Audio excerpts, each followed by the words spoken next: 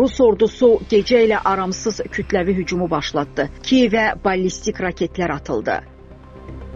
Ukraynaya mayın 24-ü gecədən səhərə qədər 250-dən çox şahid tipli kamikadze dronları və 15 ballistik raketlərlə kütləvi hava hücumları olub. Raketlərdən yarıdan çoxu paytaxt Kiyevə hədəf alıb. Ukrayna Hərbi Hava Qüvvələri Komandanlığı bildirib ki, zərbələrin tam əksəriyyəti havada zərərsizləşdirilib. Lakin fəsadlar çoxdur. Kiyevin Abalon, Svetoşin, Qalasevski və Dniprovski rayonları ciddi zərər görüb. Kiyev Hərbi Administrasiyasından verilən məlumata görə təkcə paytaxtda 20-yə qədər sakin yaralanıb, 2 nəfər həlak olub. Ondan çox mənzilli yaşayış binası sıradan çıxıb. Çoxlu sayda fərdi avtomobil zərər görüb. Kiyevdən başqa Ukraynanın Sumy, Xarkov, Dnipropetrovsk və Zaporojye vilayətləri də zərbələrə məruz qalıb.